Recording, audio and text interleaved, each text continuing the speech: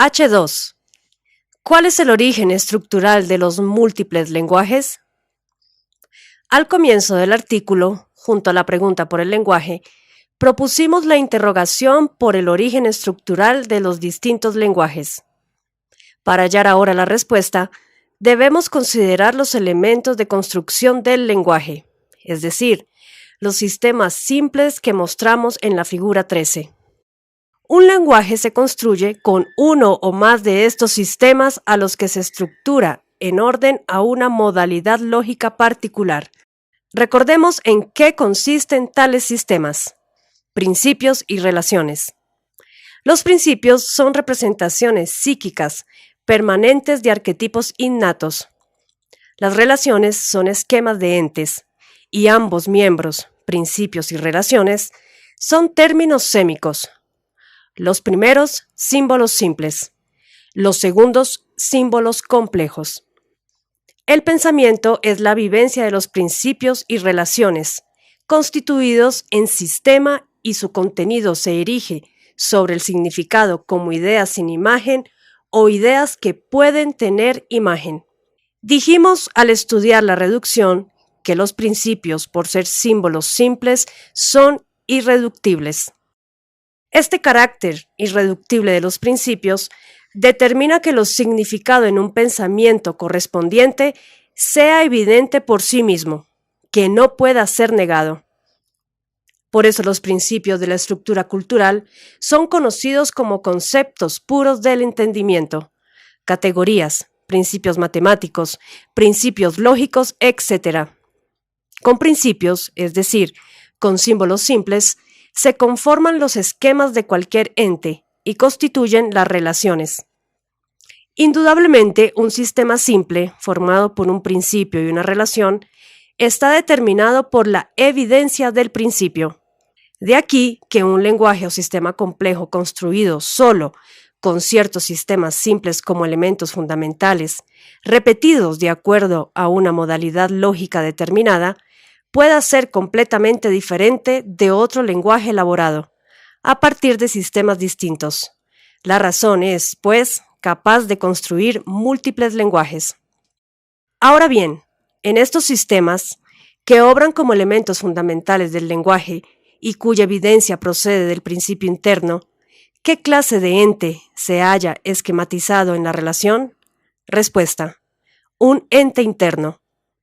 Los elementos fundamentales de un lenguaje, en tanto que sistemas, no son, pues, de la misma clase que los sistemas que produce el conocimiento de los entes externos. Cabe preguntar, ¿qué diferencia supone que el elemento del lenguaje sea el esquema de un ente interno con respecto a los esquemas de entes externos? Respuesta: el esquema de un ente interno consiste en uno o más símbolos arquetípicos, sin referencia a entes externos. Recordemos que un símbolo arquetípico es un símbolo que solo difiere de un principio, en la potencia. Concepto que se definirá en el próximo inciso. Un principio posee potencia pasiva, un símbolo arquetípico, correspondiente al mismo arquetipo que dicho principio, pero subestructurado en una relación, posee potencia activa. Cuando el esquema de una relación no corresponde a un ente externo, es un ente interno, y en el caso que estamos considerando, parte de un elemento del lenguaje o sistema. Como ejemplos clásicos de lenguajes existentes están los idiomas y las estructuras matemáticas. Consideremos algunos elementos fundamentales de tales lenguajes. Si un símbolo arquetípico de una relación es sustantivado o cosificado y otro símbolo se enlaza al principio como predicación de alguna cualidad, el sistema constituye una oración idiomática. Si un símbolo arquetípico y otro símbolo es enlazado en función del primero, el sistema constituye un axioma o una ecuación matemática. Dependerá de cuántas y cuáles oraciones o axiomas se utilicen para construir el lenguaje y de la modalidad con que estos elementos se reproduzcan, el tipo de estructura que posea el lenguaje producido.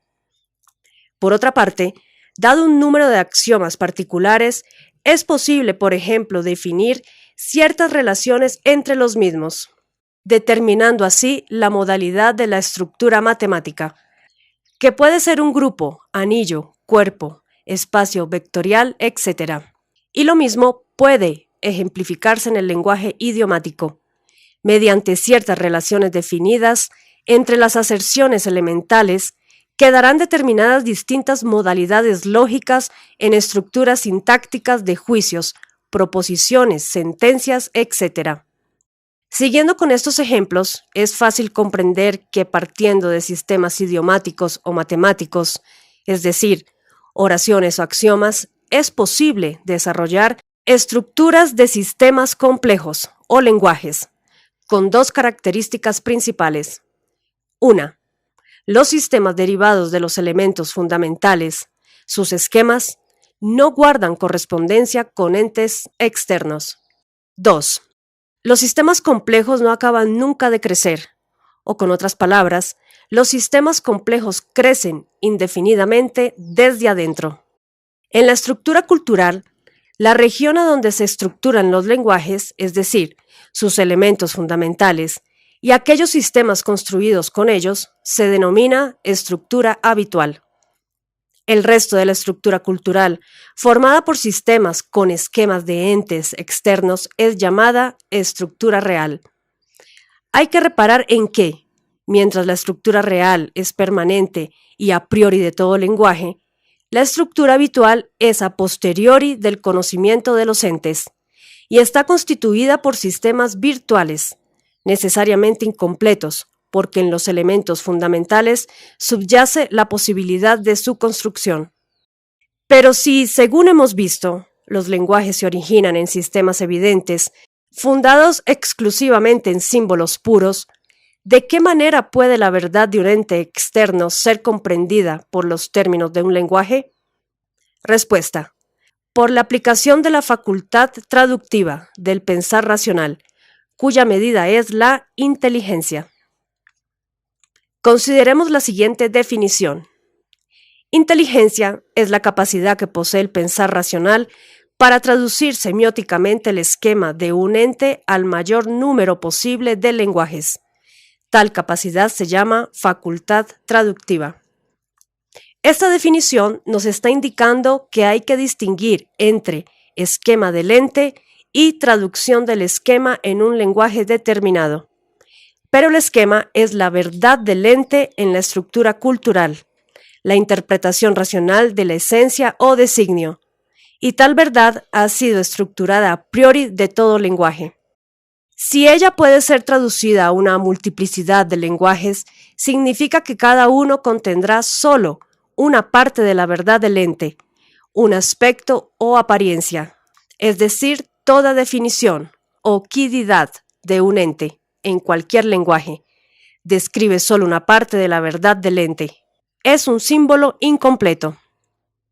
Sin embargo, aún no sabemos cómo hace la inteligencia para traducir el esquema a los términos del sistema lingüístico. Daremos la respuesta y luego, tal como acostumbramos, la explicaremos intuitivamente por medio de analogías estructurales. Cuando el pensar racional del Pasú procura aprender el pensamiento de un sistema, la verdad de un ente, en los términos de un lenguaje, su facultad traductiva, le permite ver o notar al sistema en el contexto significativo de dicho lenguaje. Entonces la verdad del ente se traduce como concepto inteligible o significado lingüístico. Lo que hace la facultad traductiva es facilitar la visión del esquema desde determinada perspectiva, de tal modo que el contexto significativo del pensamiento condiciona el significado como concepto del esquema, lo codifica o anota en términos del lenguaje contextual. En rigor, la facultad traductiva consiste en aplicar la estructura habitual sobre la estructura real para establecer correspondencias semióticas. El sistema complejo virtual del lenguaje es expandido sobre el sistema real del ente, situando el esquema en su contexto significativo. Aquellos símbolos del esquema que corresponden con símbolos del lenguaje se actualizan en el concepto que, naturalmente, solo puede contener un aspecto de la verdad, algunos símbolos equivalentes o notas del esquema. Se puede adquirir una idea intuitiva de todo esto observando atentamente la red de la figura 14. En geometría del espacio se demuestra que por una recta pasan infinitos planos. En 4 de estos infinitos planos que pasan por el sistema XX, hemos estructurado con nudos y enlaces las mallas A, B, C, D, E, F, G, H, I, J, K, L, M, N, O, P. Supongamos que cada una de estas mallas forma parte de la estructura virtual de 4 lenguajes diferentes y que el sistema XX representa el esquema de un ente externo. En ese caso, podemos afirmar que cada malla en su plano es análoga al contexto significativo de un lenguaje y que el aspecto del sistema XX, notado desde la perspectiva del plano que lo contiene, es el concepto del esquema, vale decir, el significado, opuesto al contexto significativo. Los planos de cada contexto significativo se denominan planos de significación.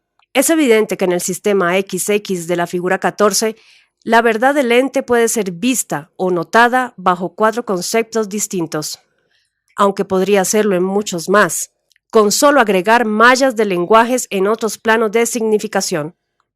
Si dicha red perteneciese a la estructura cultural, la inteligencia consistiría en la capacidad de notar al sistema XX en la mayor cantidad de contextos significativos.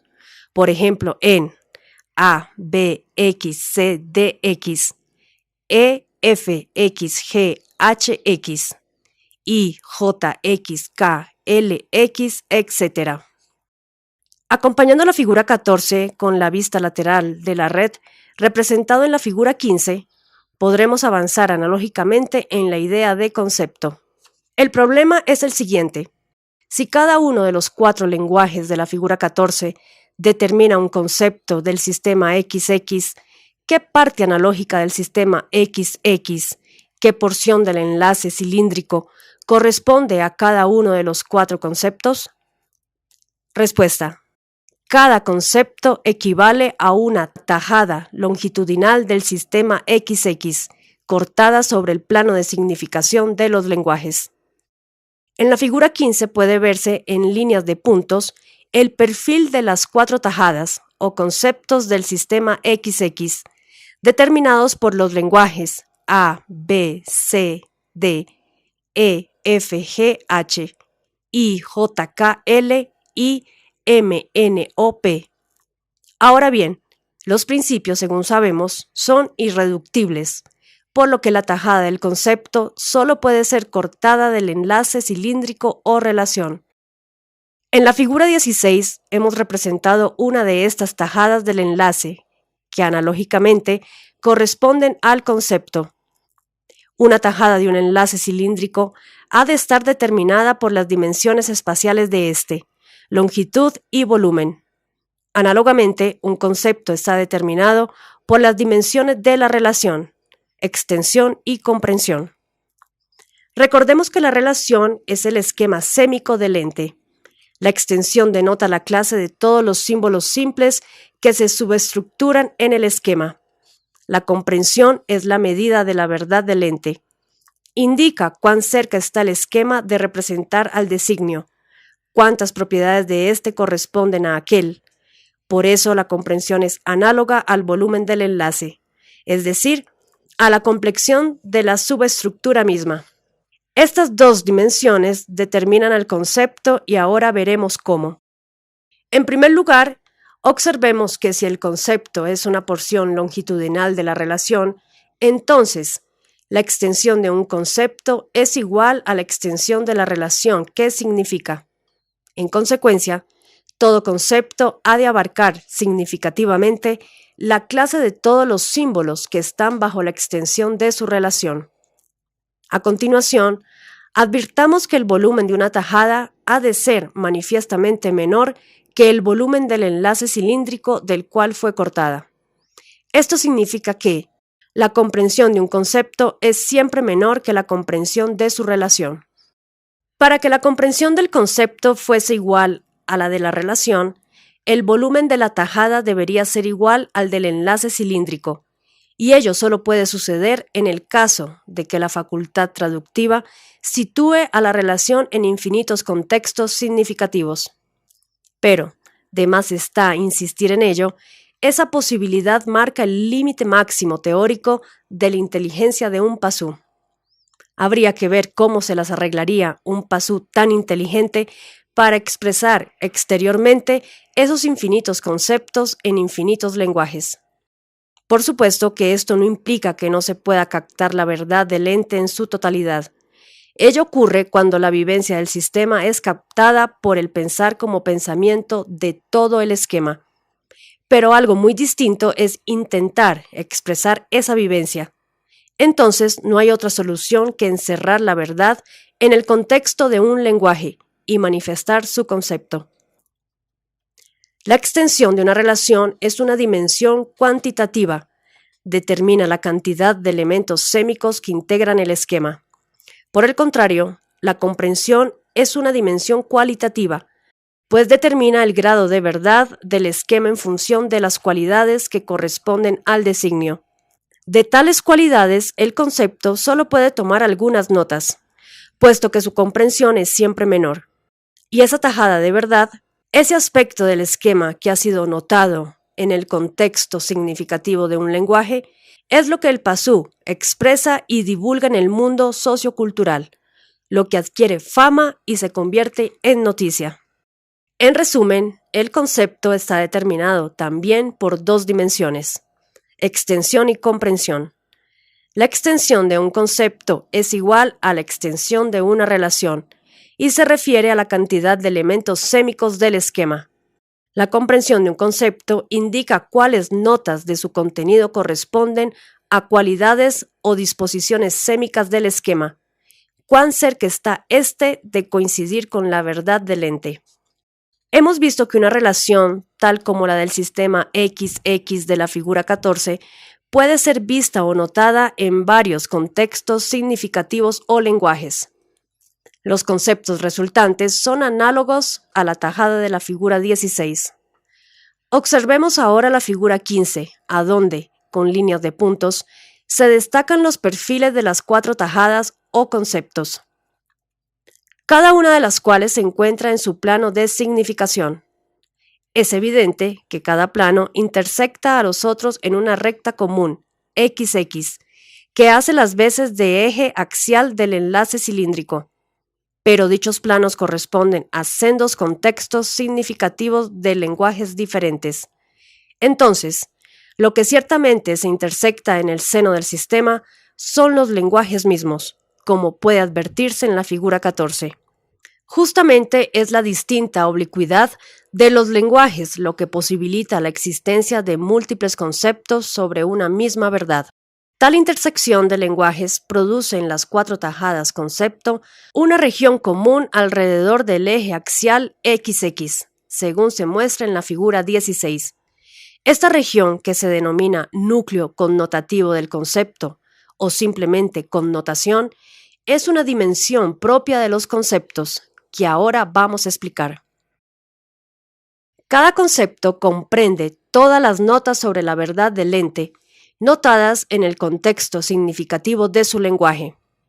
Pero el hecho de que todos los conceptos de una misma verdad se superpongan en una región común implica la comunidad de alguna clase de notas. En otros términos, los conceptos de una misma verdad participan de ciertas notas comunes. Mas, ¿a dónde está la región de las notas comunes? Según se ve en la figura 16, en lo profundo del concepto, es decir, en el centro de la comprensión. Es por esta condición que al pensar profundamente el concepto de una verdad suele causar la percepción de segundos significados, o sea, la connotación de otros conceptos sobre la misma verdad. Lo que ocurre es que la profundidad del pensamiento conduce al núcleo connotativo, al eje axial de la relación, es decir, al eje donde se intersectan los lenguajes, y por eso es posible, desde allí, vislumbrar otros contextos de significación. notar otros conceptos connotantes. De allí que el acceso racional a una más compleja comprensión de la verdad de un ente consista en profundizar el concepto hasta dar con el núcleo connotativo, procurando luego que la facultad traductiva ejerza la intuición intelectual de los conceptos connotados.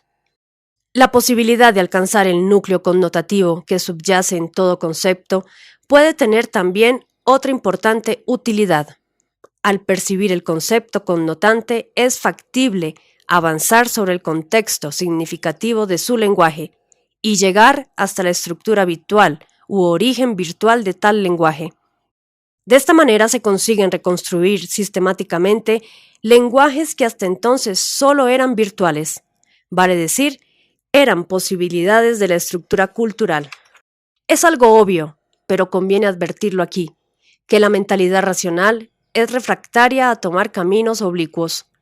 Ella acostumbra a mantenerse en uno o dos lenguajes horizontales, sin profundizar en los conceptos, sin atender a los núcleos connotativos y, por supuesto, sin internarse jamás en contextos de significación oblicuos. La connotación tal como ha sido definida aquí es una dimensión estructural del concepto, y se refiere a la participación de varios conceptos en las notas comunes de una misma verdad. Sin embargo, los conceptos suelen connotar también, aunque más débilmente, significados pertenecientes a verdades de otros entes. Es la denominada connotación de significados contiguos.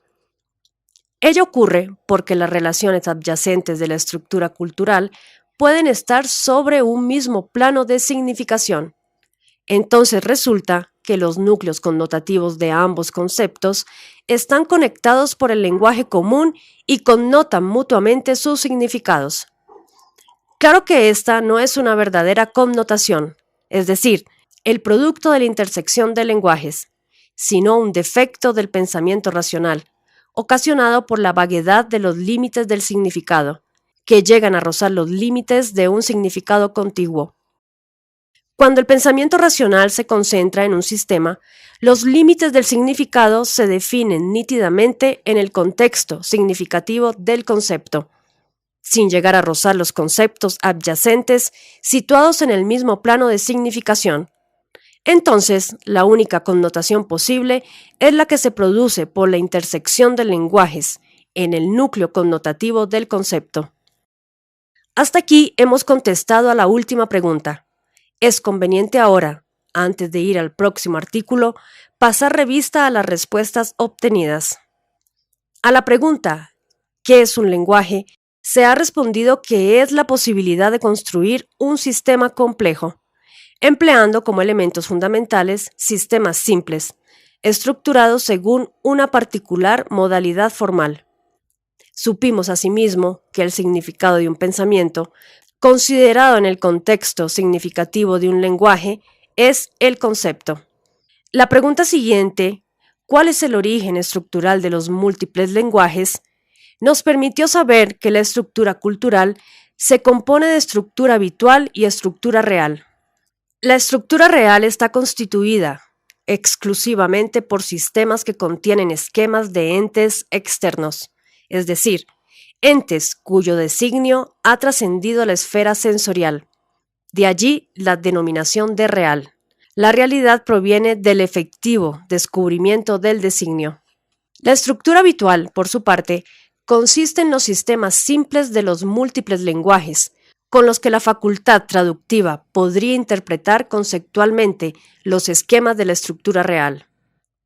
Los sistemas simples de un lenguaje son subestructuras de símbolos arquetípicos, actualizados por una cierta potencia activa, y representan a entes internos, es decir, a principios o combinaciones estructurales de principios. Según los sistemas simples que intervengan y la modalidad lógica como se relacionen, cada lenguaje virtual puede expandirse sobre la estructura real en cualquier sentido y determinar el contexto significativo del sistema real vivenciado o pensado. Entonces el significado, que fundamenta el pensamiento de ese sistema, es notado en contraste con el contexto del lenguaje y codificado como concepto. Pero siendo posible la aplicación al sistema pensado de múltiples contextos significativos, expandidos desde la estructura habitual, resulta que el significado del esquema, fundamento del pensamiento racional de éste, puede ser aprendido por el pensar bajo la forma de múltiples conceptos, cada uno de los cuales contiene parte de la verdad del ente. El concepto, como visión particular de la verdad del ente en el contexto de un lenguaje, queda determinado especialmente por las dimensiones de la relación que significa, extensión y comprensión, a las que se agrega una nueva dimensión propia del concepto, llamada connotación. En síntesis, los lenguajes son sistemas de significados conceptuales, pero sistemas que poseen una parte habitual, es decir, una disposición para la expansión sistemática sobre la estructura real, que es causa de la racionalización conceptual, y una parte efectivamente existente en continuo crecimiento, formada por los significados conceptuales de aquellos esquemas que han sido objeto del pensamiento. Los lenguajes son, así, capaces de racionalizar conceptualmente cualquier esquema de la estructura real. La racionalización sistemática de la estructura real consiste no solo en codificar conceptualmente los esquemas de entes externos, sino también en agrupar sistemáticamente los conceptos de acuerdo a determinaciones cardinales y ordinales arbitrarias. Se consigue así que el grupo de conceptos forme un sistema y exprese un significado grupal, vale decir, se obtienen conceptos de conceptos. Esto es posible porque la inteligencia es la facultad de traducir conceptos de un lenguaje a otro, de donde se infiere que hay lenguajes cuyos conceptos pueden contener clases de conceptos de otros lenguajes, al ser aplicados sistemáticamente sobre grupos de esquema. Por eso, la capacidad de clasificar es el principal efecto de la inteligencia y la base de todo método racional. Un ejemplo típico de clasificación sistemática lo constituye el método taxológico de la ciencia, que consiste en agrupar entes de acuerdo a su homología estructural. Para ello se definen taxones, tales como la especie, el género, la familia, el orden, la clase, la rama, el reino, etc. El pensamiento de un sistema de la verdad de un ente, al ser pensado conceptualmente en un lenguaje, puede ser también clasificado en otro por efecto de la capacidad traductiva de la inteligencia. ¿Qué relación existe entre esta capacidad y la finalidad del PASU? Es lo que se pondrá en claro en el siguiente artículo. I. Finalidad y suprafinalidad. Lenguaje y expresión. Al comienzo del artículo anterior se plantearon 4 interrogantes, 2 de los cuales fueron dilucidados para responder qué es un lenguaje y cuál es el origen de su posible pluralidad. Quedaron pues 2 preguntas pendientes. ¿Cómo se expresa fuera el significado del ente? Y ¿qué es un hecho cultural? Pero antes de responder a la primera, vamos a plantear nuevamente los términos del problema. Según vimos, la finalidad del PASU es dar sentido al mundo. Para cumplir tal finalidad, no basta con otorgar sentido a los entes, mediante alguna forma de expresión. Es necesario también que dicho sentido perdure y sea reafirmado una y otra vez, tras una búsqueda y descubrimiento perpetuo del designio, de una verdad que nunca acaba de revelarse completamente a la razón. Esa búsqueda, ese descubrimiento, esa reafirmación, agradan al demiurgo, forman parte del objeto de su placer. Se requiere, pues, una superestructura externa que sostenga el sentido otorgado a los entes. Construir tal superestructura es una tarea colectiva, y los lenguajes son la herramienta con que está dotado el PASU para emprenderla.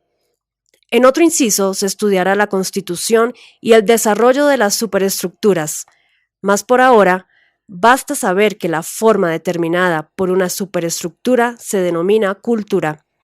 La finalidad requiere, en efecto, que el PASU sea colectivamente productor de cultura y particularmente postor de sentido. Para ello se ha de valer del lenguaje y de los lenguajes. La respuesta a la primera pregunta nos va a aclarar de qué manera se cumplen estos requisitos. Y 1. ¿Cómo se expresa afuera el significado del ente? Comencemos por la finalidad y la suprafinalidad. En los entes, según explicamos, coexisten dos términos: la finalidad entelequial y la suprafinalidad de ser para el hombre. La finalidad entelequial es incognoscible racionalmente, pues depende del arquetipo universal que sostiene al ente y evoluciona en él. Pero esta finalidad es sólo la concreción de una entelequia, el cumplimiento de un plan. Su desarrollo no proporciona más placer al demiurgo que el ya obtenido al comienzo de la creación. Para soportar el peso de la obra, el demiurgo requiere que ciertos entes autónomos o pasúes descubran a los entes reales, los reflejen en sí y les pongan un sentido. El permanente descubrimiento de los entes, la admiración, el temor o cualquier otro afecto por el mundo, es la finalidad del pasú y el objeto de placer del demiurgo. Es así como los entes son designados por el demiurgo con un vija primordial, que debe ser descubierto por el pasú y racionalizado en su estructura cultural. Este vija, este designio, este ser para el hombre es la esencia del ente, lo dado al conocimiento, la suprafinalidad. El designio es lo dado al conocimiento racional, lo que es tomado por la razón e interpretado como esquema, y lo que es significado por el pensamiento del esquema. Pero en ese dar el designio, el ente espera recibir el sentido, es decir, lo dado debe ser devuelto, restituido en el ente, pero con un sentido nuevo, cultural. Ese sentido, expresión del significado, es lo que el pasú pone en el ente en el lugar del designio, transformando al ente en objeto cultural. El acuerdo entre finalidad del pasú y suprafinalidad del ente exige así un movimiento en dos sentidos, del ente al pasú y del pasú al ente. El tránsito primero ya lo hemos estudiado sobradamente. El ente externo, dado a la esfera sensorial, revela su designio que la razón esquematiza y estructura y el pensamiento significa. Sobre el segundo movimiento, que va del significado mental del ente de vuelta al ente, habrá que extenderse ahora para comprender cómo cumple su finalidad el pasú. Los extremos del primer movimiento son el designio y significado. Los extremos del segundo son el significado y la expresión. Con la expresión, en efecto, el pasú pone el sentido en los entes, devuelve a estos, racionalizado el designio que le fue dado. Llegamos así al núcleo de la interrogación. ¿Cómo se expresa fuera el significado del ente? Y comprobamos que todo su peso recae en el acto de expresar. ¿Qué debe entenderse por expresar? Respuesta. Así como el conocimiento del ente, su descubrimiento comienza por la trascendencia con que el designio atraviesa la esfera sensorial. Así, la expresión es una manifestación del significado que atraviesa la esfera sensorial en dirección contraria al tránsito del designio. Por la expresión, el significado del ente retorna al ente y le pone sentido. Pero ocurre que todo aquello que proviene del interior de la esfera sensorial y trasciende hacia afuera se manifiesta necesariamente como movimiento corporal.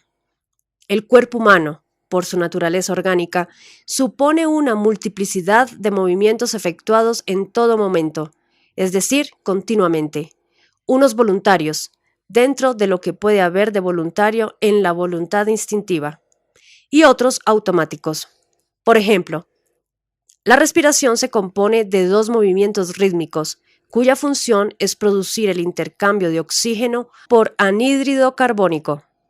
Estas fases atraviesan la esfera sensorial en ambos sentidos. Considérese también los movimientos producto de la necesidad alimentaria, procreativa, etc., o por motivaciones psicoafectivas de cualquier índole, etc. A la totalidad de movimientos exteriores se la llama conducta del pasú, parte exterior del comportamiento. El problema consiste en definir cuándo un movimiento corporal es expresión.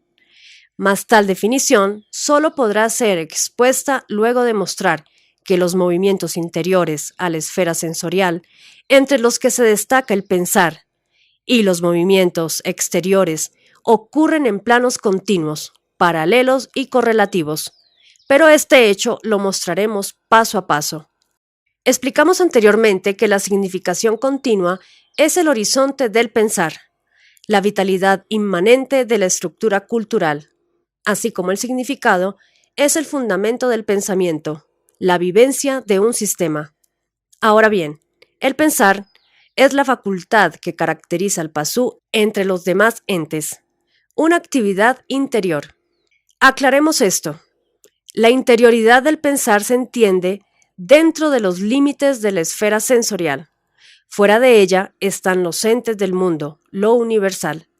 Pero dentro de la esfera sensorial, el pensar es una actividad continua sobre el horizonte de la significación continua y fuera de la esfera sensorial, en el límite entre ella y el mundo.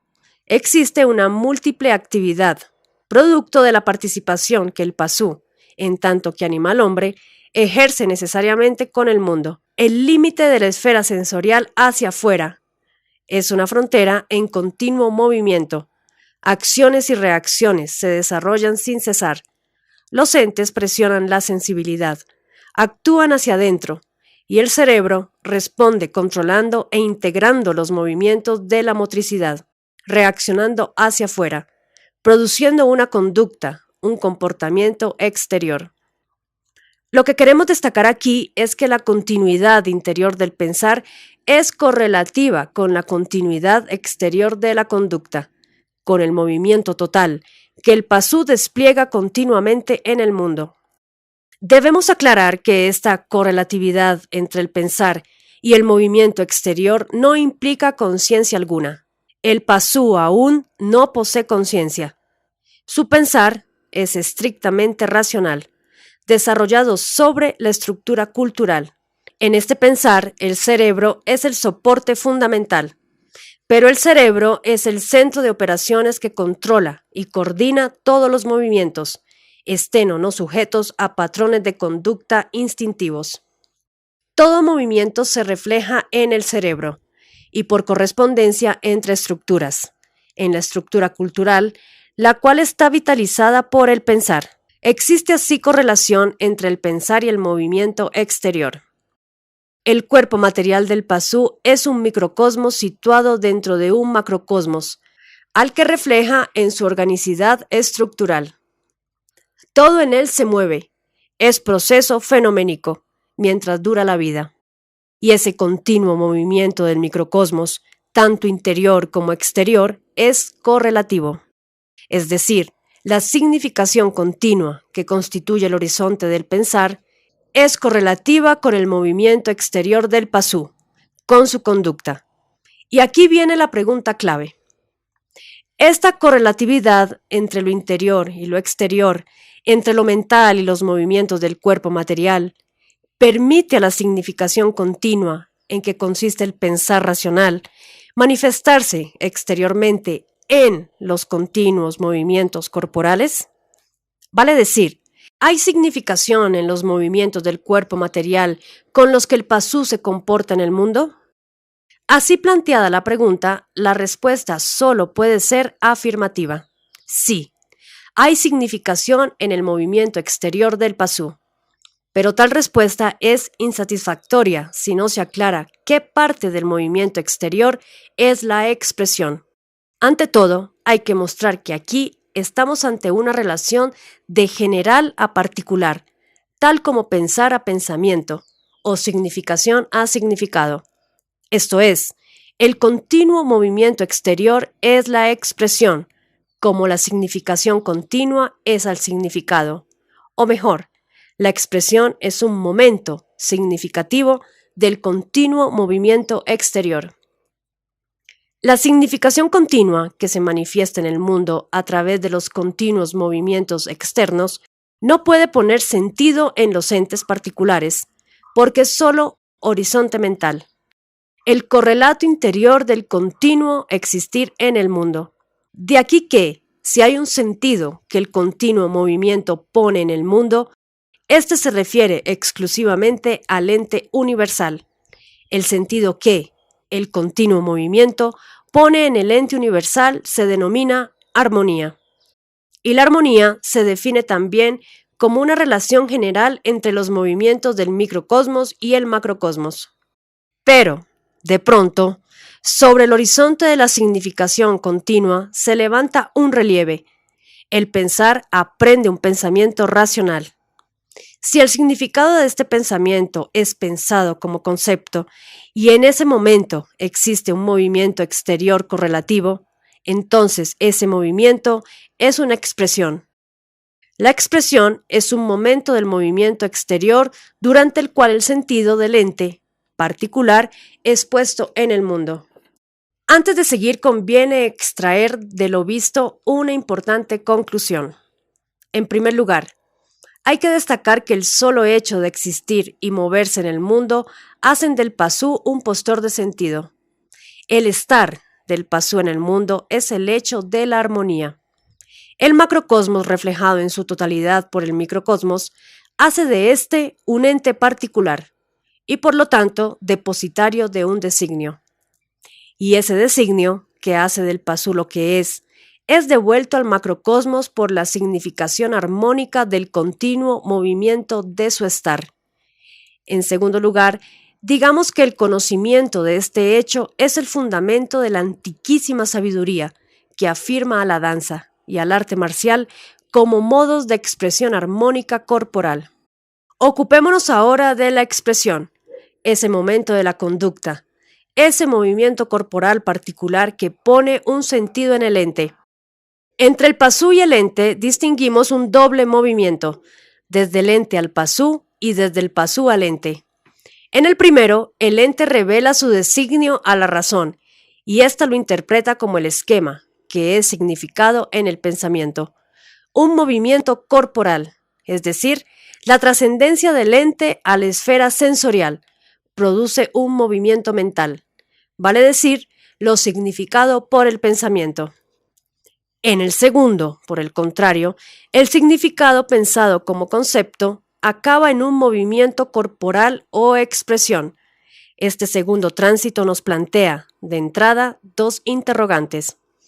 Uno es, ¿qué expresa la expresión? No el concepto, porque este es una tajada de la relación, es decir, un aspecto del esquema del ente notado en el contexto significativo de un lenguaje.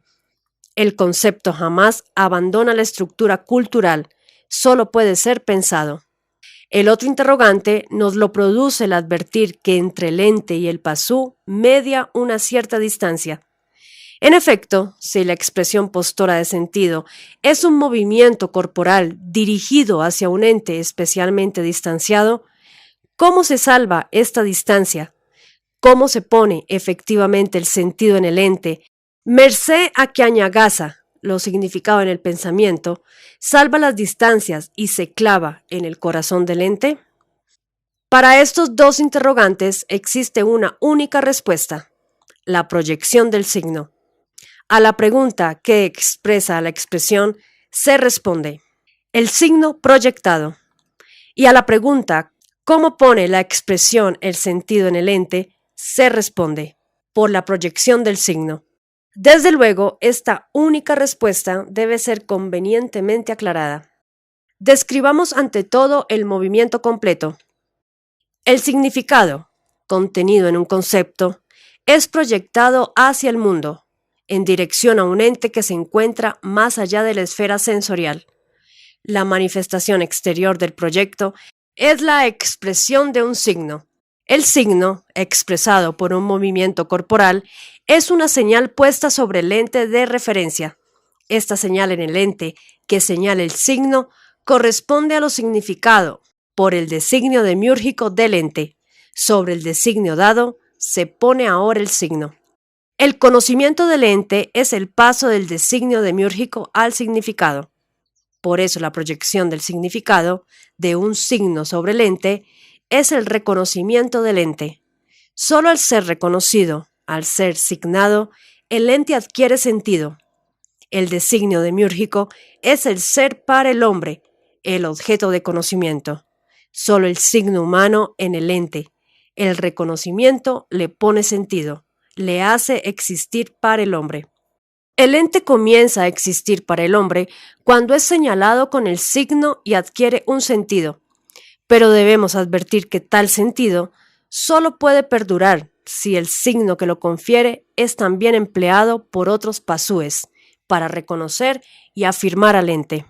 El signo, en efecto, debe poder ser entendido por la comunidad, aprendido y enseñado, perpetuado colectivamente en el mundo.